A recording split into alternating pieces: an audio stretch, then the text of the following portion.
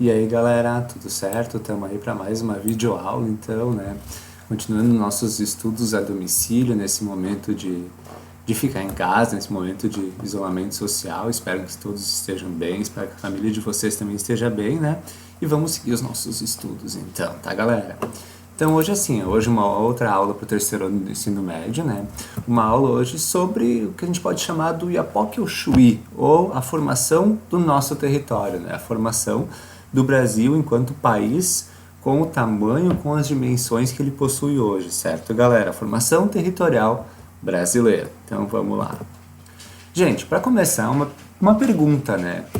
Como é que será que o Brasil cresceu, ou seja, como é que o Brasil chegou ao tamanho que ele possui hoje, né? As configurações territoriais que ele possui hoje, os limites geográficos que ele possui hoje. Porque se a gente for pegar o Brasil, ele é um país com um tamanho que é de um continente inteiro comparado a alguns outros países do mundo.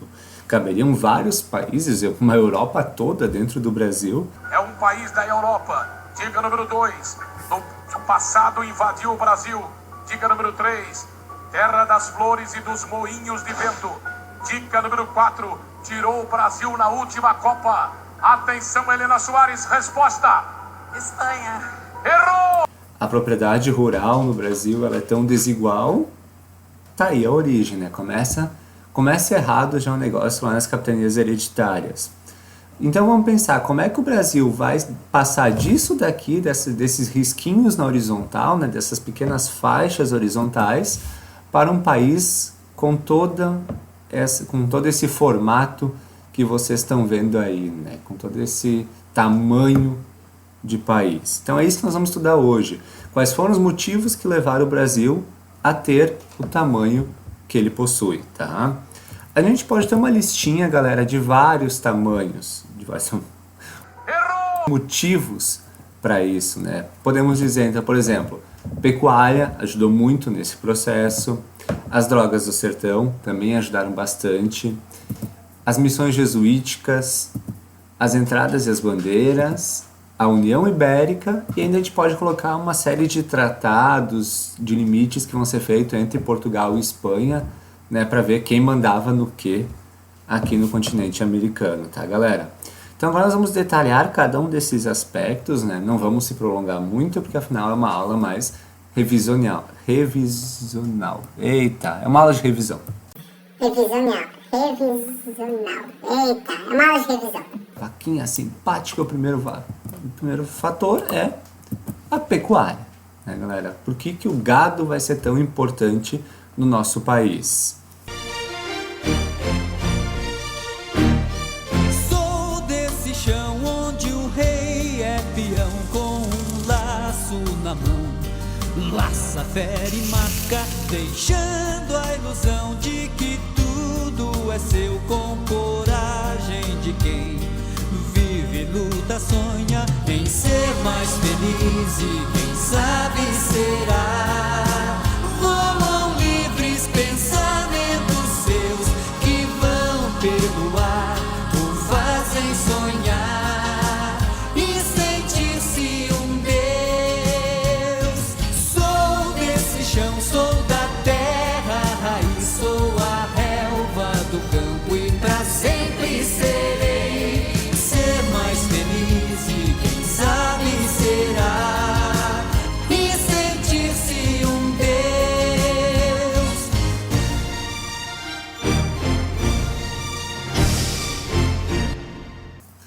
Bom, vamos dar uma analisada nesses dois mapas que eu coloquei aqui para vocês. Vamos começar aqui pelo mapa da esquerda, tá galera?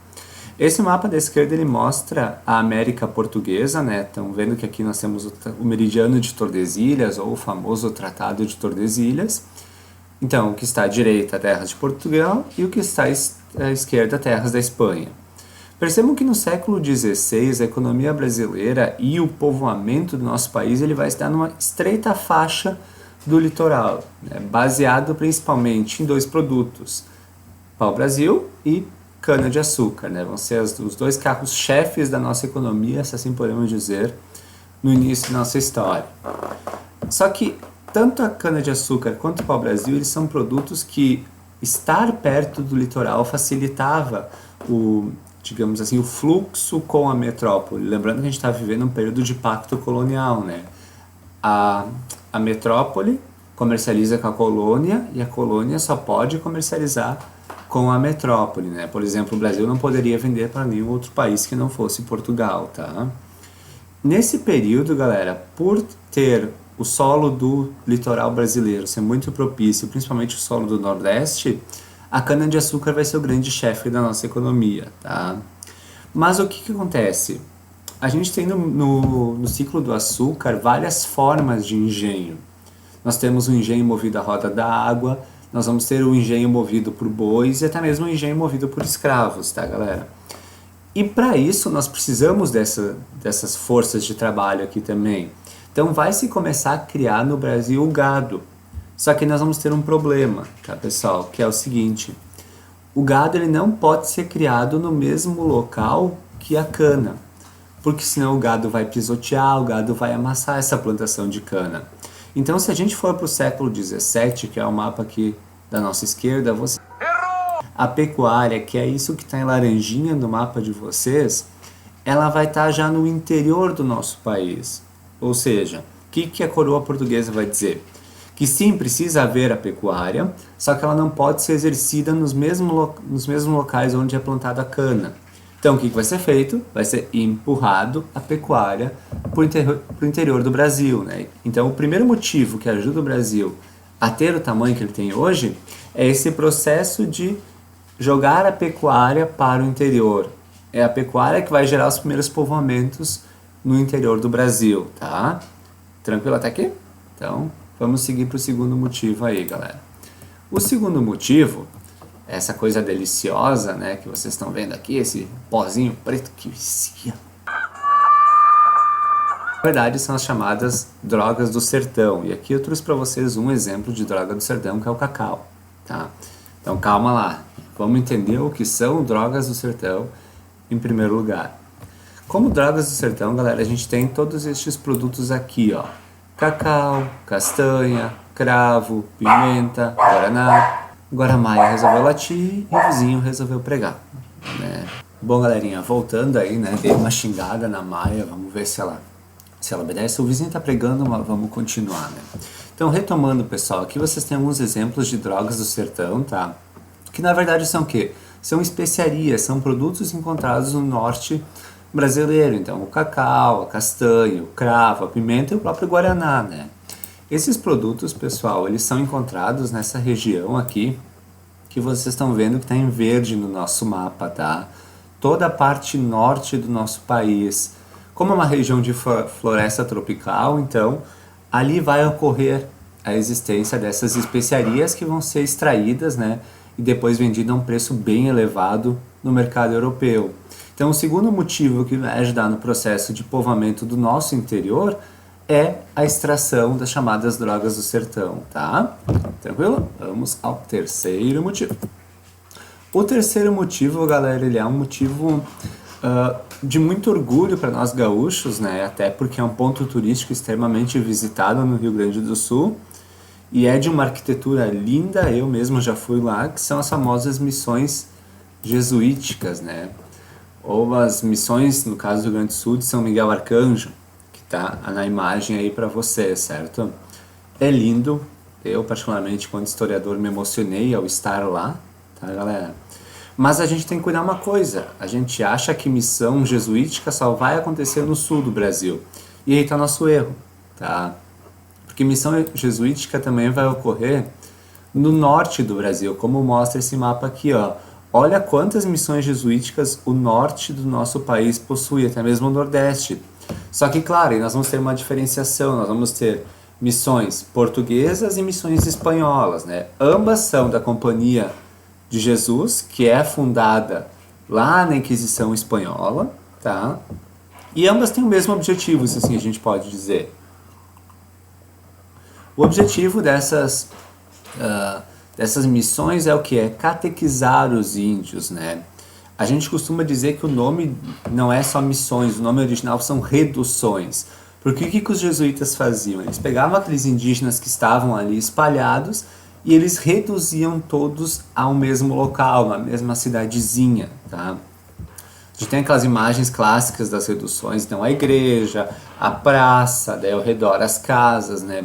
Então eles vão acabar ajudando num certo genocídio da cultura indígena também, porque eles vão estar aculturando os indígenas, eles vão estar tirando os indígenas do seu modo de vida diário e ensinando costumes europeus, religião europeia, né? Então vão estar matando aquela cultura indígena.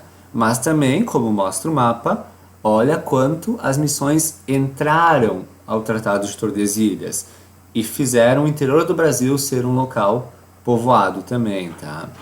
Beleza? Então vamos lá. Próximo fator, as famosíssimas entradas e bandeiras. Os paulistas se orgulham horrores dos famosos e glamurosos bandeirantes, que não são tudo isso, se assim digamos, tá? Bom, galera, vamos lá. Temos um mapinha aí, vocês estão vendo que hoje eu tô nos mapas, né? Altos mapas. Adoro mapa porque mapa é fácil de entender. Galera, primeira coisa que a gente tem que diferenciar, qual que é a diferença entre entradas e bandeiras, tá? As entradas, galera, elas são expedições oficiais, tá? Organizadas pela coroa portuguesa, com o objetivo de desbravar o interior do Brasil. Por serem da coroa portuguesa, elas vão ter uma característica muito forte. Elas não vão atravessar o Tratado de Tordesilhas. Olhem ali no mapa, galera, que, por exemplo, as que estão em rosa, as que estão em verdezinho, elas não passam Tordesilhas. Elas ficam só no lado português do Tratado de Tordesilhas. Já as bandeiras, por outro lado, elas são organizações particulares, ou seja, de pessoas com dinheiro, né, pessoas com cacife, geralmente paulistas, que vão sair da vila de São Vicente, atual São Paulo, para desbravar o interior do Brasil, mas principalmente com o objetivo de capturar indígenas para transformá-los em escravos. Porque se a gente pegar lá nas capitanias hereditárias, as duas capitanias que deram certo foram Pernambuco e São Vicente. Pernambuco por causa do açúcar, né, localizado próximo e de uma região próspera para açúcar, e São Vicente um grande porto escravista. Então os bandeirantes paulistas, eles capturavam os indígenas e vendiam para fora. Por isso é que a economia de São Vicente é tão famosa e deu tão certo, tá, galera? E por isso que os paulistas, inclusive, hoje tem esse monumento aqui, lá na capital, que é o Monumento às Bandeiras.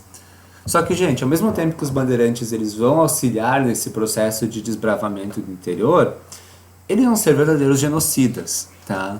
Porque eles vão matar muitos, mas muitos indígenas. E contrariando aquela nossa imaginação bonita de que o bandeirante é aquele carinha aos modelos dos Três Mosqueteiros, né? O bandeirante é um pé rapado, galera. Ele é um filho de um relacionamento entre indígena e português que vai achar interessante capturar indígenas e vendê-los para conseguir um dinheiro, né? Então não é tudo isso que os paulistas, não é esse endeusamento que os paulistas têm em cima dos bandeirantes. Mas, de novo, olhem para o mapa, eles vão ajudar a interiorizar o nosso país, tá? Próximo aspecto, galera. A União Ibérica. Bom, a União Ibérica é super simples, tá? União Ibérica é a junção, é a fusão entre o trono de Portugal e o trono espanhol. Por que que isso vai acontecer, galera? Pelo simples fato de que o rei de Portugal vai morrer e não vai deixar herdeiros. O parente mais próximo da linha de sucessão é o rei espanhol. Então o rei espanhol vai se achar no direito de ter o trono de Portugal para si. Então nós vamos ter uma união entre os dois reinos, com a Espanha dominando. E o que que isso vai interferir no Brasil? Não sei. Bem simples, galera. Eles não vão dar mais a mínima para o Tratado de Tordesilhas. Afinal, agora não existe mais um rei em Portugal e um rei na Espanha para brigar até onde Tordesilhas manda. Agora é só o rei da Espanha, então Tordesilhas perde a sua validade neste momento. Então, a partir de agora, a interiorização do Brasil vai ser cada vez mais veloz, tá? Só que, claro, tudo que é bom dura pouco. A alegria de pobre dura pouco, né? Então, o que vai acontecer? A União Ibérica ela vai chegar ao seu fim, Portugal vai ser retomada a monarquia, tá? E esse monarca vai voltar a brigar com a Espanha. Super normal naquela época, tá, galera? De boas? Vamos seguir, então. Bom, pessoal, O próximo aspecto que vai ajudar no Brasil a ter o tamanho que ele tem hoje são os vários tratados de limite que o nosso país vai assinar. O Brasil, ele, por ser uma colônia de Portugal, Portugal vai brigar muito com a Espanha, principalmente, para definir até onde cada uma delas manda. Bem simples, porque assim, ó, galera, tu não tinha como saber onde é que exatamente o Tratado de Tordesilhas passava. Ele era uma linha imaginária. Então ele poderia passar aqui, depois ele poderia passar aqui. Cada um dizia onde ele passava, prezando o seu melhor, né? Se eu quisesse ter um lote mais profundo, eu diria que o Tratado de Tordesilhas passava 500 léguas lá no fundo. Então ele era móvel, digamos assim, esse tratado. Então o que Portugal e Espanha vão fazer? Vão assinar uma série de outros tratados para tentar estipular, ó, aqui é da Espanha e aqui é de Portugal, tá? E nós vamos dar uma atenção especial para o sul do Brasil, tá, galera? E depois vocês vão entender por que o sul ele é tão importante. Eu trouxe aqui para vocês alguns tratados, tá? Então nós vamos ter o Tratado de Lisboa em 1681, o Tratado de Utrecht em 1715, o Tratado de Madrid em 1750, eu já vou explicar por que ele está em vermelho, tá? O Tratado de Santo Ildefonso em 1777 e o Tratado de Badajoz em 1801. Por que Madrid e Badajoz estão em vermelho, galera? Todos esses tratados, eles vão ser assinados principalmente para tentar delimitar o sul do nosso país. E por que o sul era tão importante, pessoal? Porque o sul, ele tem acesso ao rio Uruguai. E o rio Uruguai, ele é a porta de entrada para as minas do lado espanhol, a região de Potosí, por exemplo, a região da Bacia do Prata, que é uma região riquíssima em minérios. Então, quem controlasse este sul, quem controlasse essa entrada, controlaria essa região mineradora, tá? Então, um dos primeiros tratados que vai mexer com essa região é o Tratado de Madrid. O Tratado de Madrid ele vai propor a troca entre a colônia de Sacramento, que era portuguesa, e os 7 povos das missões, que eram espanhol. Aí tem uma característica, tá? As nossas missões aqui do Rio Grande do Sul, elas são missões espanholas, foram criadas por espanhóis e não por portugueses. Só que nesse tratado que prevê essa troca, pessoal, o que vai acontecer? O rei de Portugal e o rei de Espanha, que estão longe, estão do outro lado do mar, eles não vão levar em consideração que aqui existem índios e que esses índios já estão acostumados a viver na sua terra. O Tratado de Madrid trocava Sacramento pelos 7 povos e propunha que todos os povos que vivessem nas missões deveriam migrar para a colônia de Sacramento e o povo que vivesse em Sacramento deveria migrar para a região dos 7 povos. Então como é que tu vai tirar uma população, como é que tu vai deslocar uma população assim só por boa vontade de um monarca que está do outro lado do mar? É complicado, isso vai gerar uma guerra, porque o povo Guarani, que é o povo indígena que aqui estava, ele não vai aceitar isso de boa. Então ao lado dos jesuítas vai acontecer o que a gente chama de guerra guaranítica, tá? Em que os jesuítas e os guaranis vão pegar e vão lutar contra a coroa que queria fazer essa troca, tá, galera? E o Tratado de Badajoz, que é outro que tem vermelho, é o tratado que, sim, vai pôr fim a essa briga Espanha e Portugal e vai definir o território, então, ali do sul do Brasil, que é esse território que vai ser conhecido hoje, né, Rio Grande do Sul, no formatinho que ele tem hoje, assim como Santa Catarina, tá? Então, gente, o processo de formação do território brasileiro, ele passa por várias etapas. Não é de uma hora para outra. Percebam que são de 1600 até 1800, são o quê? 200 anos. Aí tu pega lá de 1494, que é Tordesilha, são 400, 300 anos aí de negociações e de processos que vão formar o Brasil do jeito que a gente conhece hoje, tá? Certo, galerinha? Espero que vocês tenham entendido. Qualquer dúvida me perguntem. Se cuidem, tá? E lembrem, ficar em casa, galera, é a melhor solução nesse momento. Forte abraço, povo. Valeu!